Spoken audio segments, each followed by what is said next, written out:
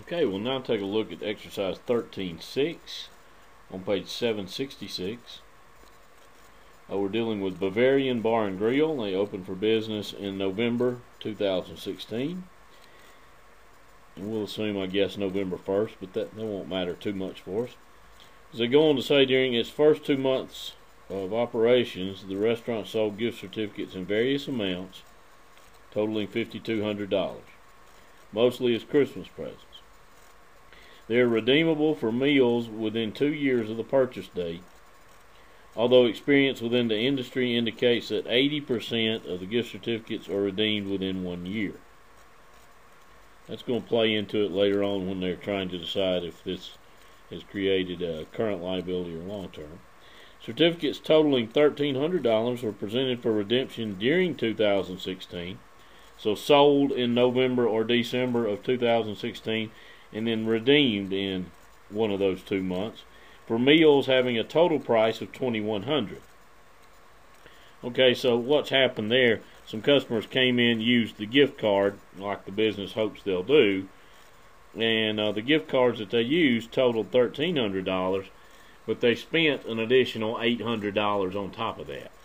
So the total spent was $2,100. Sales tax rate on restaurant sales is 4%, assessed at the time the meals, not the gift certificates, are purchased. Sales taxes will be remitted in January. Okay, number 1, prepare the appropriate journal entries in summary form for the gift certificates sold during 2016. And they say here, of course, to keep in mind that in actuality, each sale of a gift certificate or meal would be recorded individually. They just want us to record them in total here for 2016. This is requirement 1. So I'm going to debit cash for the amount received. The amount of cash received would be the amount we sold the gift certificates for. That's $5,200.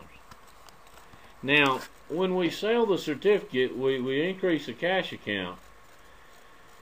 We really haven't earned that cash yet. We won't earn it until we accept the certificate back from them and provide them with a meal or credit for it. Okay, so that's going to create a liability for us, a deferred revenue here, and that's what your textbook calls it. You've seen it before as unearned revenue, same thing. Your textbook calls it deferred revenue, though. I'll go with that. Unearned revenues would work too, though. 5,200 as well.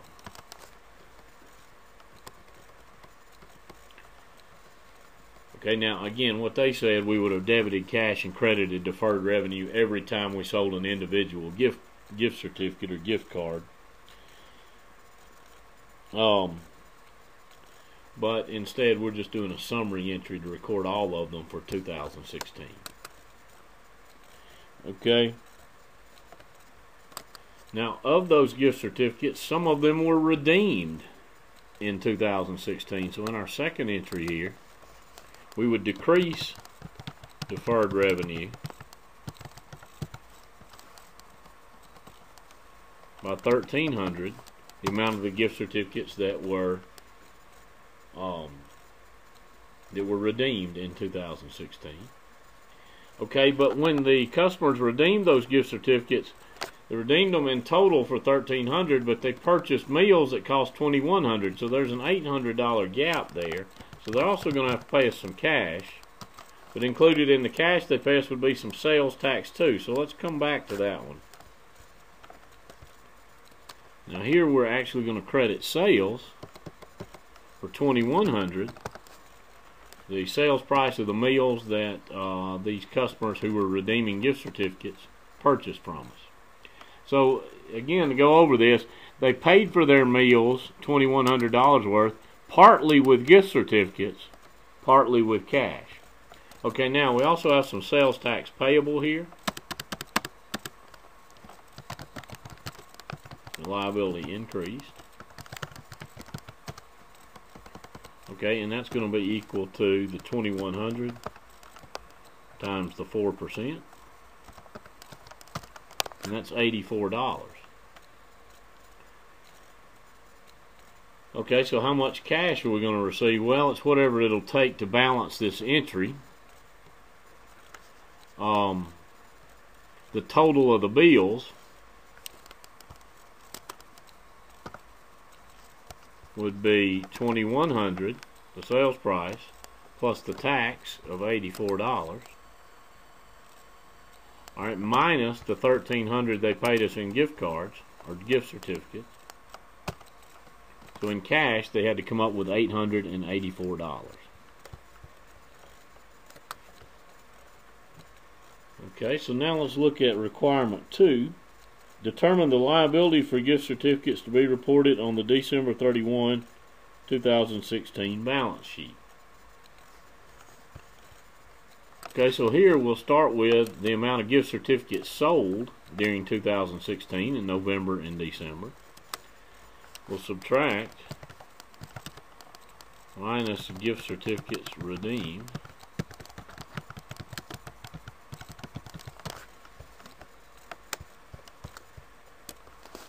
That's $1,300. So it's going to be $5,200 minus, that's K6. So $3,900 is the balance in the deferred revenue account. That's deferred revenue balance on December 31, 2016.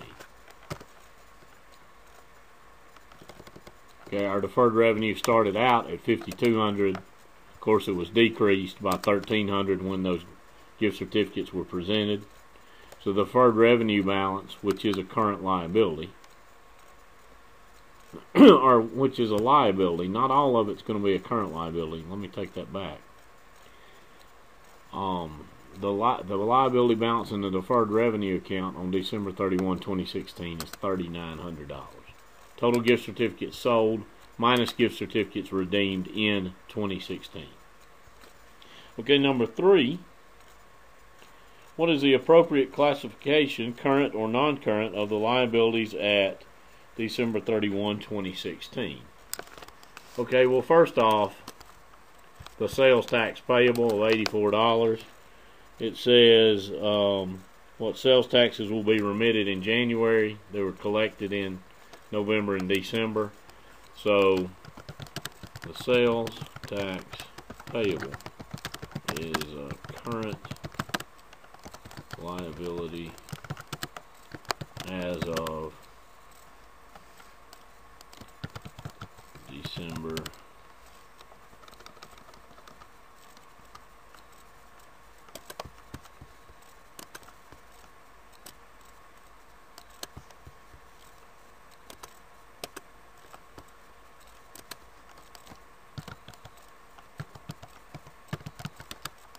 31, 2016. Okay, that should make sense. Sales tax payable is a current liability at the end of December. Okay, now what about this deferred revenue of $3,900? Okay, well, let's take a look at it.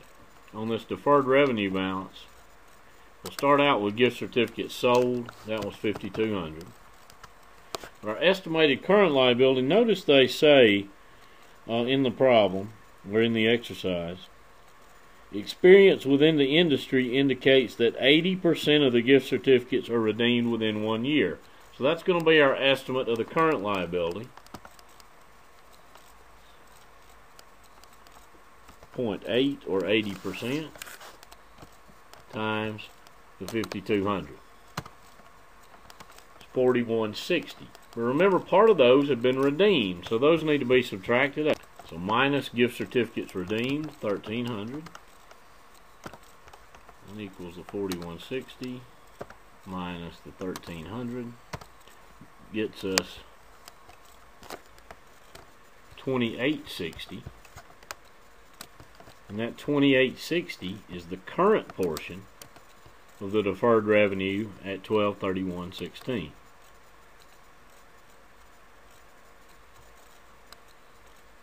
Okay, now we can subtract that from the 3,900 and get the long-term portion. We can actually do it a couple different ways.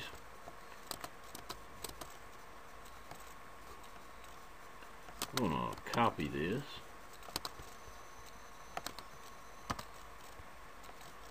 Instead of current, I'm going to put non-current portion of the deferred revenue at 12/31/16. Now, like I said already, you could subtract the current portion, the 2860, from the 3,900 to get the non-current portion at 12/31/16. We could also say the total 5,200 times 0.2, or the other 20% that we don't think will be redeemed within 1 year. You get 1,040. Now, if you add those together, you guys, the current portion and the non-current portion, you come back to 3,900, the balance in the deferred revenue account. Okay, so let's go back through this. On requirement 1, we debited cash for the amount received for the gift certificates and credited deferred revenue because our restaurant, the Bavarian Bar and Grill, hasn't earned that revenue yet. They won't earn that revenue until the gift certificates are presented at the restaurant or until they expire. Okay, so we would debit deferred revenue here when customers used part of the gift certificates in 2016. It's debited for $1,300, the amount of gift certificates they used. Our debit to cash will come back to that. We'd credit sales to increase the revenue account for the meals purchased by the customers presenting gift certificates in 2016. The total sales on those meals were $2,100. The sales tax payable on those meals is your $2,100 times 4%, the sales tax percentage. So now, cash received would be total sales plus sales tax minus the gift certificates. It's hard to see there, but it was $2,100 plus the $8,400 minus the $1,300, or whatever it takes to balance the entry at this point. Now, requirement 2 wanted to know the balance in the deferred revenue account at the end of December 2016. Okay, well, that would be the total gift certificates sold minus what was redeemed in 2016. That gets us to our $3,900 balance. Requirement 3 wants to know of the liabilities we're dealing with here, which ones are current and which ones are non-current. Well, the sales tax payable is definitely current. It's due in January, collected in November and December. Then if we want to work to the current portion of the $3,900, we say total gift certificates sold times 80%. All right, that's the estimated current liability, but we have to subtract out what was redeemed in 2016. So the current portion of the deferred revenue at 12/31/16 is $2,860. The non-current portion of the deferred revenue at 12/31/16 is $1,040. We calculated that by saying the 5,200 times 20%, the portion that we estimate won't be redeemed within a year. All right, and then if you add together the current portion and the non-current portion, you come back to the balance and deferred revenue in total, which would be split between current liabilities and non-current liabilities. Okay, you guys. After working that one with me, I don't think you'll have any trouble with exercise 13.6 in the Connect Plus site. Good luck with it, and please be in touch if you have any questions. Thanks.